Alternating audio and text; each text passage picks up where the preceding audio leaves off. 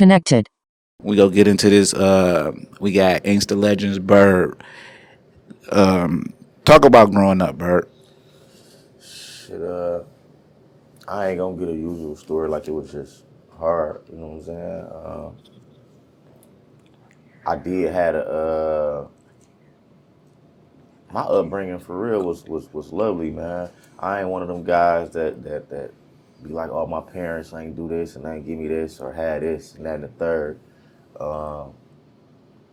As I was coming up, my OG kept me in the loop, man. You know what I'm saying? Kept me fresh, kept me up to date. You know what I'm saying? Yeah, that's really it. I was straight though. I wasn't one of them kids that was just like that always had my hand out or needed something. You know what I'm saying? I was well taken care of. That's what's up. That's what's up. So you got siblings? Like how many of y'all was it growing up in the house? It was three of us. I'm the youngest. I got two older brothers. Two older brothers. So being from Inkster, you actually started out in the gardens, and then you end up moving to what we call Compton. Now, could you explain to people what Compton is, since it's a city thing? Like sometimes when people hear Compton, this is a worldwide show. So when people hear Compton, they might automatically think Compton, California. Right. So explain to the people what Compton is in Inkster. Compton just a small section in Inkster. I would say no more than about 10 blocks, 10 12 blocks. Yeah. I might be off just a little bit, but just a small section in Inkster where, you know what I'm saying, where I grew up at. Now, how was that coming from the gardens going to Compton? Because if you're from Inkster, you know that's the projects, and then you go to Compton, you in the houses. It's a difference. Yeah. It's a different quality of living, so to speak. So how was that transition from you? And it's a whole nother side. And by 9 years old in Inkster, it could be problems with people at that young of an age. So how was that transition from coming from the gardens going to the Compton? For me, it was like, it was great for real, because I was like a kid when I was in the gardens, you know what I'm saying? I wasn't off the porch yet. I ain't really had too many friends over there, you know what I'm saying? As far as like OGs, like all the OGs looked over me as a young dog, you know what I'm saying, in the gardens. But when I moved to Compton, it was just more love, you know what I'm saying? It was just more love and more how can I put it? A more welcome, you know what I'm saying? Good welcome, put it like that, you know what I'm saying? And when I got over there to Compton, my first, I had far as like kids wise that was my age, I had a few homeboys that I So that's where you got your friends from, because having two older brothers and they grew up in the project, so like that's a trickle down effect of sometimes you got to be friends with their friends' brothers and all of that, and that be making friendships that really shouldn't have been there. Right. So you got a chance to get your own friends. Get my own, because for sure my brother's friends was more older than me. You know what I'm saying? They was all like more OGs, so I couldn't really hang around them too much, you know what I'm saying, be around them too much as my age, you know what I'm saying, until time got on and I got a little older to understand certain things, you know what I'm saying. But when I moved to Compton, man, my first OG that I really met from Compton was Flame, for real. Yeah. So when did you discover music? Because did you want to do anything else? Did you want to play sports, or it's always just been music? Man, I ain't gonna lie, I've always been into the music. I've been doing music since,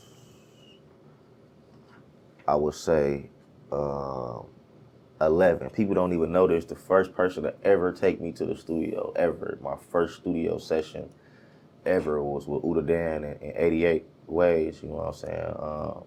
I was 11. They took me to a studio. Shout out to a guy named Darkside. He was had a studio in his basement, you know what I'm saying, recording.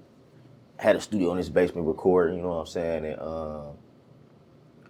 my first time being there, I think I recorded a song or two. By yourself? Not by myself. Oh, with them? With them, you know what I'm saying, and then as time went on, I got like, I probably was like 14 when I met Flame. You know what I'm saying? And he really brought me up under his wing and made it where I seen more with the rap. You know what I'm saying? I got to get into the real studios and the networking with different people. You know what I'm saying? With them, I just made a few songs that you know what I'm saying. Not say that. Well, I say it like this. With them, I had just made a couple songs that was really for my fan. That was for me and the fan for real. I wasn't really into rap like. Right, you didn't No, I didn't understand what it understand rap. do. You know Yeah, what I'm yeah. saying? But as time went on, I was walking home from school one day, bro, and I was 14. You know what I'm saying? Walking home from school one day, and on my way home from school, Flame stayed like a block and a half down from me, and on my way home from school, he used to always mess with me on the way to school. You know what I'm saying? Like, what's up? What's up? You been all right, man? Have a good day, type. You know what I'm saying? And just this particular day, he like, yo, come here. You know what I'm saying? So I walked. I'm like, damn. But I'm 14 and he a lot older. So I'm like, what this older guy want with me? You know what I'm saying? He like, man, I've been seeing you walking back and forth from school for the last couple weeks. You know what I'm saying? He like, man, I see you always by yourself. You know what I'm saying? He like, what you doing? You know what I'm saying? I'm like, man, I ain't really into nothing for real, because I ain't even off the porch yet. I ain't off the porch. I ain't really into nothing. You know what I'm saying? I hadn't really recorded that much music because my first time going to the studio, I only did like 1 or 2 songs. You know what I'm saying? So, he like, man, he ended up hitting me and was like, ended up hitting me with my first bag or whatever. But before that, let's get to before he hit me with my first bag, he was just more on the making sure I was doing good in school, you know what I'm saying? Making sure my grades was right, you know what I'm saying? And making sure my mama wasn't coming down the street to knock on his door to look for me or come for me, you know what I'm saying? Because I was 14 at a hanging with some guys or down the street with some guys that's 10, 12 years older than me, you know what I'm saying? Probably 15 years older than me. So he really just was making sure I was on the good side of things for real. And before we had did my first actual CD, he actually put a couple dollars behind it. You know what I'm saying? First time him taking me to the studio, I recorded at a studio called Big Bank in Remless with a guy named Dre. And he just put it on me, man. He like, man, I'm gonna put you in this booth, man, and just go with it. So what year was that you released your first solo CD that you said he put a couple dollars That behind? was like 20, matter of fact, I was 14, so 15 years ago. That was like 2010. What was the name of it? The Come Up. The CD was called The Come Up, man. I remember like playing this day. We pressed like 2,500 CDs up. He got me some artwork done, you know what I'm saying? He got me a couple beats from here and there, you know what I'm saying? So he executive produced your project? Yeah, did everything for me and paid for all the studio time, you know what I'm saying? And really just kept me in the loop with the music, man. And as time went on, from me just sitting around him as he do music, I kind of like gravitated to it more, you know what I'm saying? I done been in the studio, man, with some of the best of them, man. Like just sitting around, bro, you know what I'm saying? He was one of the first ones like that I seen actually take it serious and do it. Try to do it the right way, you know what I'm saying, or do it the right way. Now, at this time in your life, how do your older brothers feel about you being so close and involved with somebody that's like 15 years Right, older right, than you right. that they know more from what's going on in the neighborhoods than Right. you would know. So like, is this a conversation that you've had with your older brothers when this is going on? Like, how is this going? Um, as I got older, it was a conversation. You know what I'm saying? Because like I say, Flame was like a block and a half down for me, and what they was doing down the street, man, it was, you know what I'm saying? He was moving and grooving, so he always wanted me to be like, you know what I'm saying? Whatever you do, go to school, get the good grades, you know what I'm saying? And don't do no silly stuff to have your OG coming down the street knocking on his door, you know what I'm saying? To where It's making what we it's got making going what we on. got Yeah. going on, you know what I'm saying? A bad thing. And I made sure that as far as like the conversation with my brothers, they was just more on the same page. Like, man, you young, don't get caught up in the other stuff. You know what I'm saying? If he got you down there doing music, that's cool. You know what I'm saying? But try to stay away from all the other stuff. But that only lasted for so long.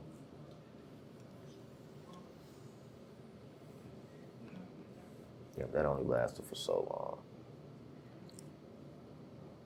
So talk about, like, you say it only lasted for so long. Like, when did you make that decide that That I'm jumping off transition. the porch? Because you said you was 14 years old. You wasn't off the porch yet. You know Nope, what I'm saying? nope. So like, what did you decide? What was that day you decided like I'm jumping off the porch? I I'm ain't about gonna to lie, get into man. this. My homeboy, my dog, bro. That was my dog, man. Real Flame. But long story short, that day he stopped me walking home from school. He was like, "Bro, you trying to get some type of money?" You know what I'm saying? Right, right. And at the time, I'm like, "What money, bro? I'm 14. I don't know." You know what I'm saying? But you seen your brothers getting money. So Yeah. like, who talk about who your brothers are, bro? Like, I got an older brother named Cranky, an older brother named R&D.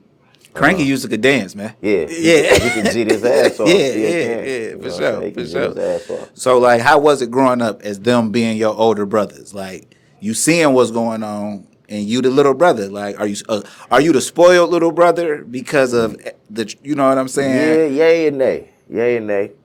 People don't know this. A lot of people don't. My brother had $1 million lawsuit, him and his wife, probably like 2007, 2006. So I was around, like, I done seen a lot, bro. Like, a lot of stuff don't even excite me no more, man. Like, I done seen so much from money, cars, clothes, you know what I'm saying, jewelry. Like, back when I was a jit, you know what I'm saying, from my brother having a 1 point something $1 million lawsuit as a kid, you know what I'm saying. I remember my brother going to buy when Elwood Signs first came out. You know what I'm saying? Elwood Signs coats first came out. I remember him going to buy Elwood Signs coats for like majority of his homeboys in the hood. You know what I'm saying? I remember when them Ram trucks, this back in 07, when Ram trucks first came out. Well, not first came out, but you know what I'm saying. I remember him going to buy cars off the lot cash. You know what I'm saying? Go and get jewelry, cashing out on jewelry, cash. You know what I'm saying? And it was at the point to where I'm still going down the street to fuck with Flame. And in the time, my brother was going to get weed from Flame. You know what I'm saying? But my brother had all the lawsuits, so Flame used to be like, "Man, your brother keep coming down here. Like, let me get all that little ass weed." You know what I'm saying? Like, you know what I'm saying? Said it like that type shit. But it wasn't never no ego thing. It was just bro had all that motherfucking money, man, and really was just feeling himself for real. Yeah, yeah. So now you 14, you got the album out, The Come Up. Flame executive produced it. When do you jump off the porch though? Like when? Because Probably like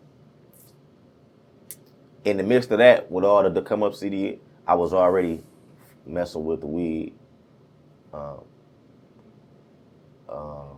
Actually jumping off in the porch. Probably like 2 years after that, I started doing. I ran into a guy in Walmart. Long story short, I started doing some little phone shit. You know what I'm saying? And as I started doing a little phone shit, making a few dollars, it got to the point to where I can invest in something myself. You know what I'm saying? And bro, like whatever you do, you know what I'm saying, come to the round table. Let's come to the round table. You know what I'm saying? If you feel like this is something you want to do, or jump in the streets, or this is something you trying to maneuver in, you know what I'm saying? Let me teach you and show you the way. You know what I'm saying? So probably like 2 years after that. 2 years after that, so you 16, you starting to get you some money. Are you still going to school? Yeah, that was. I ain't gonna lie, bro. That was his main thing, bro. Flame used to be like, bro, I'm cut everything off the day I see you skip. You know what I'm saying? And it was hard for me to skip because I gotta walk past his house every day. You know what I'm saying? So it was hard for me still to skip, but Flame wanted all he and not saying this, always saying my OG always told me, like, whatever you do, man, I don't give a care what you do, just go get your GED for me. And not only did I get my GED, I got a diploma. You know what I'm saying? For it. That's what's up. That's what's up. So, how did the relationship with you and Lynx come about? Because that's my man's. You know what I'm saying? Yeah, Like, that's my dog. Yeah. Man. People don't know this, man. I met Lynx probably when I was like 7, 8 years old, bro. At this time, Lynx was already doing music. You know what I'm saying? He was already doing music and shit. So at this time, when I did meet him, I think we was in a school called Thomason, if I had Thomason in Dearborn, or Thorne. I think Thorne over there off like Annapolis. Yeah. I think that's Thorne. Yeah. At this time when I met bro, he was already doing music, you know what I'm saying, and hanging with some guys that I was hanging with already, you know what I'm saying, and we just connected, man, and built the bond that never broke, bro. You know what I'm saying? That's my dog. That's my right hand. Yeah, that's my baby. That's my baby. You know what I'm saying? So now that you in the music, you in the streets, but you really in the music. Like you got songs with like Stretch, Mike, all of these people. Like, do you understand what's going on? Because these is big names to have songs with being that young.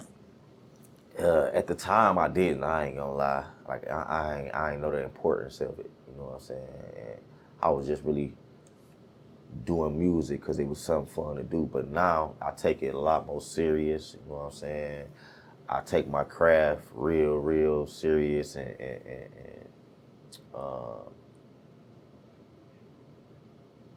I just respect, you know what I'm saying, the game for real. Like back then, I ain't really. It was just something for me to do. Now, you know, I'm trying to go hard with it, man, and make it count. Talk about being a father. How has that changed your life? I ain't gonna lie, that's lovely, man. Like something that changed my life for real.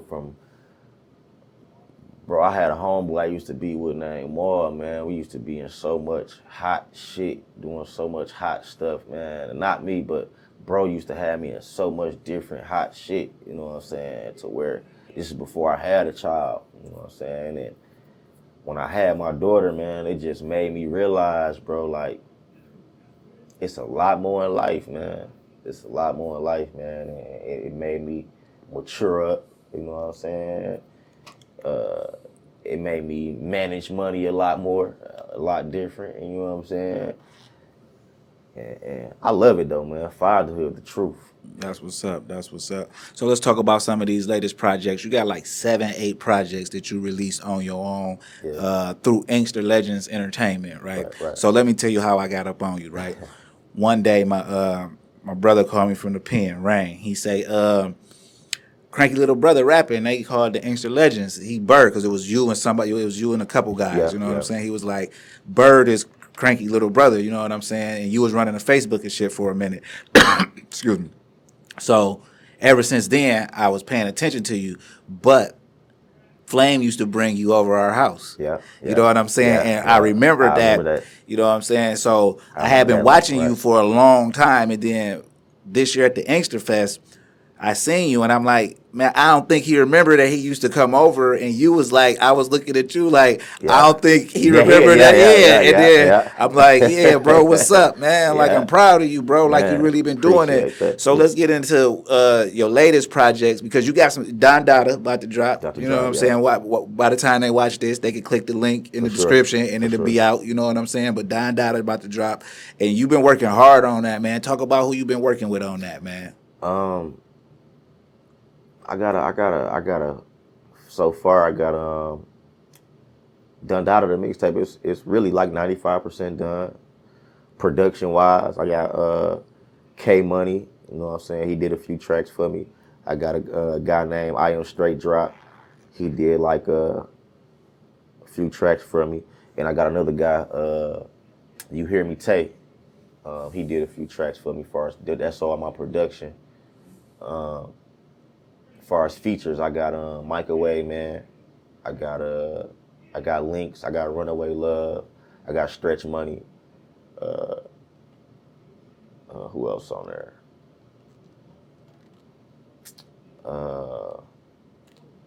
I think that's really it so far. And what's the process been working on this one from all the other ones? Like, it's because every project it seems like you get more and more serious, and I'm noticing now that it's really game time for you. Yeah. So describe the process of going to just lock in. Like, what was that process like? Because it was supposed to come out and Yeah. you pushed it back. Yeah. So like, I ain't gonna lie. What made me push it back, man, I kind of, cause it was really done, man, and I got a lot of music that I had dropped that people like overlooked. You know what I'm saying? And I didn't want this project to be like that. You know what I'm saying? To where I drop it and just be another project I drop and get, you know what I'm saying, overlooked type. So when I was in the studio my last time, one of them days, I was talking to Microwave Man, and he just was letting me know the business of everything. You know what I'm saying? And giving me some motivation. He like, bro, the music a part of this is 90% of this. You know what I'm saying? I mean, it's 10% of it. The promo is 90% of this. You know what I'm saying? He like, man, stop giving them so much music at one time and focus on one thing and put the same amount of energy that you was putting into dropping full projects all the time into a few singles, you know what I'm saying, and as far as promo wise, and put that same amount of time and energy that you was putting in that into the promo. You know what I'm saying? So that's really what I'm on right now. That's the only reason I kind of pushed it back, because he wasn't the only person who told me that. You know what I'm saying? I had a few guys like, bro, before you drop the project, go on a crazy promo run. You know what I'm saying? And make it make sense, make it count. You know what I'm saying? So I want to make it count. I ain't just trying to just be another CD I just dropped. You know what I'm saying? word. So who doing your visuals, and who are you working with on that end of who doing the visuals? I got a guy up under my wing, man, that I've been messing with for the last few years. RJ Visuals. Shout out to my guy RJ Visuals. I got another guy, Boss Fam Pint. He just recorded my last 2 visuals that I just did. And I'm really networking, man. I'm trying to network with all the camera people for real. You know what I'm saying? All the visual. Get a visual for some of everybody, man, and politic and rub shoulders with some of the best of them. Right. So growing up in Compton, right? Like, y'all young boys was the first ones I knew who was repping that UBN flag, man. Yeah. Like, how did that come about? Because Inkster ain't never been known for super gang banging, Right, but right. it been hints of gangs through there. But like, y'all generation was like UBN'd out. Like, how did Right. that come out? How did that come about, bro? As kids, man, my older cousin. Before I got into the UBN or the or just that type of environment, my cousin, my older cousin, he was they was already into it, you know what I'm saying? And they was like 3-4 years older than me already. So I used to always go over their house as a kid, you know what I'm saying? After going over their crib and messing with them a few times, I seen that they was, you know what I'm saying, they was already into that. And they had a few guys already hanging around them, you know what I'm saying, that was into the same. And I'm like, man, this family, you know what I'm saying? So I might as well roll with the fam, you know what I'm saying?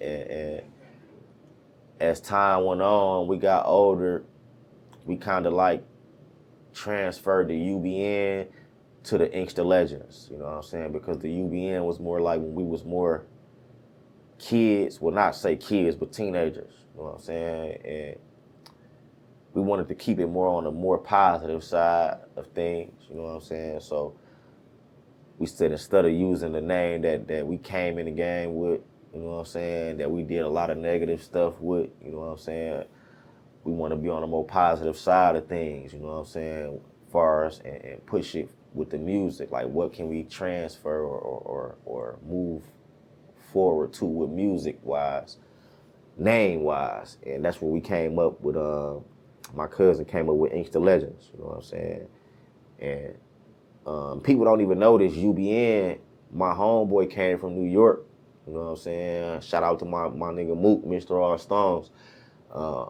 He came from New York, you know what I'm saying. When he moved from New York or whatever, and moved out here and got to mess with Woody and my cousin B.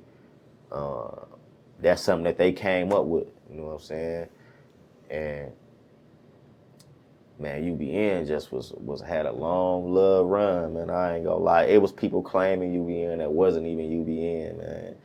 Like you say, far as like youth wise, they even had the youth just wanted to claim. I used to be in school, man, and in the hallways, and that's all they used to say, man. You know what I'm saying? So it was a I don't want to get off the question.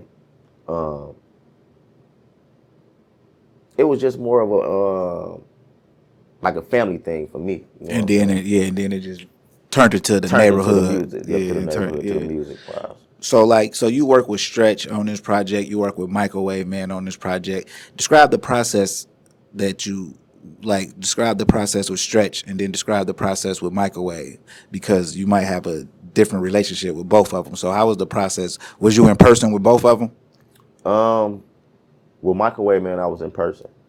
And the vibe that we had in the studio, bro, the chemistry was real. I ain't gonna lie, because it was long overdue already. You know what I'm saying? And like I say, when me and bro got in there, man, it was a no brainer when me and Microwave Man got in there and got it done. His work process is quick as mine. You know what I'm saying? Like, it wasn't a long process. You know what I'm saying? Man, Microwave Man, a workaholic. You know what I'm saying? He got in there and stood on business. I got in there and stood on business. You know what I'm saying?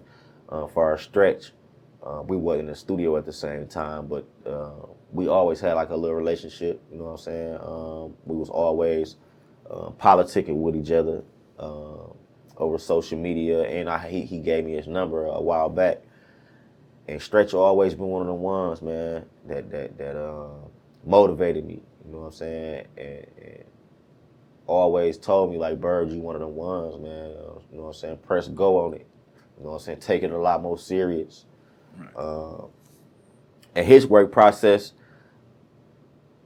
I can't say what it was like in the studio. You know what I'm saying? Because I sent the song to him, but what I can say, he sent that motherfucker right back. Right. And you said something that caught my ear. You said that you dropped a lot of music that's been overlooked. Why do you think that it's been overlooked? It's good music. I listen to it. Yeah. So why do you think that you haven't, I guess, broke through the way that you would want to break through? Because at this point in the game, you've been dropping since you was 14. Sure. You on like a 20-year run down there. Almost. You know what 31. I'm saying? Yeah. So you really on a run. So why do you think some of that music has been overlooked? Like I say, man, the proper promo. I was just putting music out back to back just because it was fun to do. You know what I'm saying? And releasing the music, I wasn't putting the proper promo to it, man. So like a lot of that shit was getting overlooked. You know what I'm saying? And that's something I ain't trying to go through now that I got the business of everything and the understanding of everything. You know what I'm saying? Like I say, you know what I'm saying, in that studio with Microwave Man, he made me realize some shit. You know what I'm saying? He say the music of it is only 10% of this shit, if that. You know what I'm saying? The promo part of this shit is everything. So this go around, I want to make sure I put the proper promo into this shit, man. You know what I'm saying? And make it count. Right.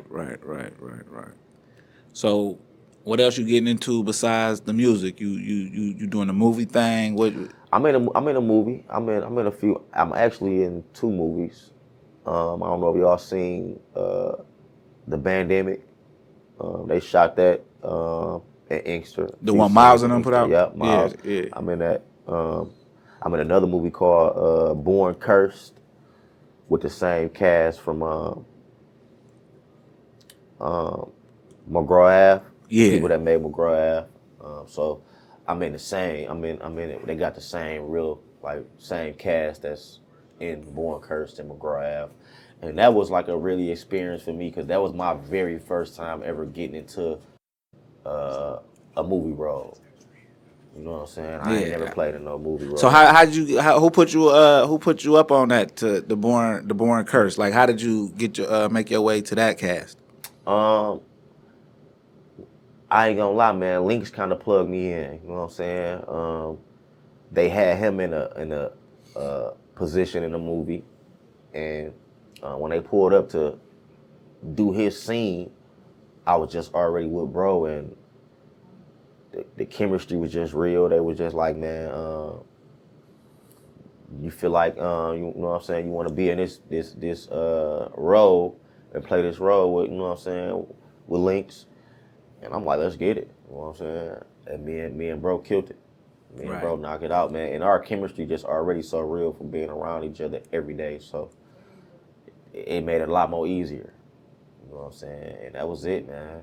I went to the red carpet event. You know what I'm saying? They had a little rollout for the movie. I was front row with Trick brother, what's his name? Diesel. Diesel, I think that's his name. Tall guy. Yeah, it's Diesel. Yeah, him. And a lot of other people was front row too, but he was one of the main ones in the movie Born Cursed. So.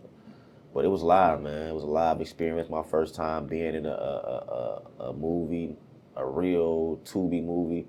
My first time being front row at a movie event and seeing myself on the big screen. How did that feel when you see yourself? I ain't gonna lie, bro. It was great. It was great, man. I remember my first time when we was sitting down there, like the first 20 minutes and seeing my part. I remember all I heard was like, that's the guy down there. That's the guy. They pointing from the movie theater, like pointing at me on the lower level. You know what I'm saying? Yeah. Like, that's the guy down there down there. You know what I'm saying? So it was live. You know what I'm saying? A lot of people noticed me. So how do you think the city of Inkster as a whole receives your music? Man, I ain't gonna lie, man. They receive it. To me, they receive it in a good way, man. Like, it ain't no guy with motion from Inkster that I haven't worked with. You can name the best of them. You know what I'm saying? From the young to old. Right. And so you think the neighborhood politics don't play into those situations, or have it stopped some shit that you really want to do? Like, the politics do play a big role. Because, like I say, from back in the day,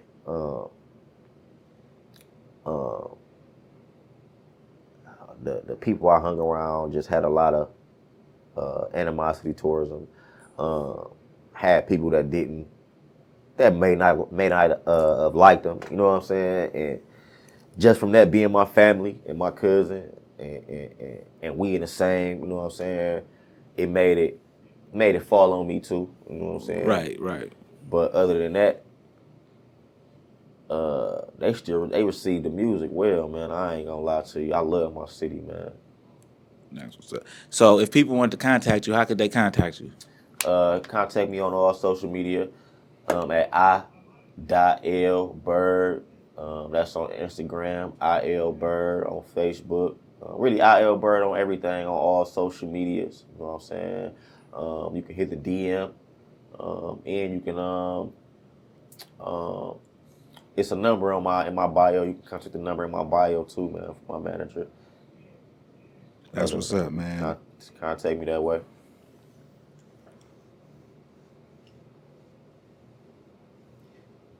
Lead the city of Inkster, man, with a message. If you had to give a message to the city of Inkster, what would it be?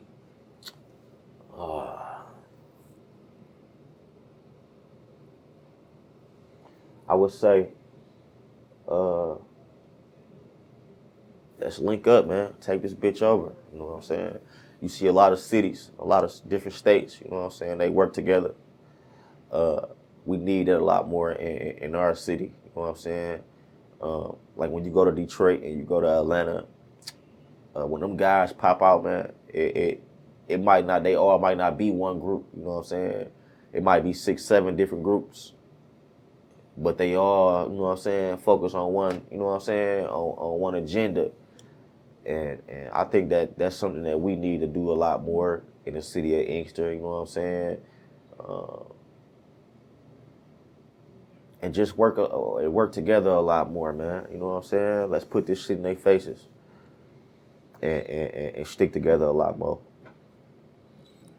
All right, man. We appreciate you coming, bro. Like, we just telling you, man, like, whenever you was ready, come down. We ain't want to rush it. We wanted it to be able to help you.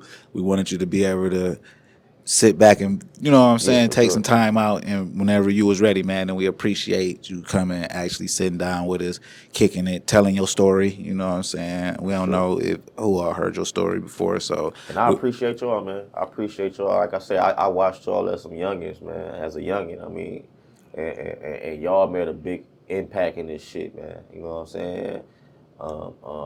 Y'all was a real blueprint and foundation in this shit too. You know what I'm saying? Thank you, man. We appreciate that, bro. We appreciate that, you, man. Appreciate y'all. I want to give a few shout outs, man. Shout out to the whole hood for real. I ain't really name no names, you know what I'm saying? Because I don't want to forget nobody. But shout out to the city of Inkster.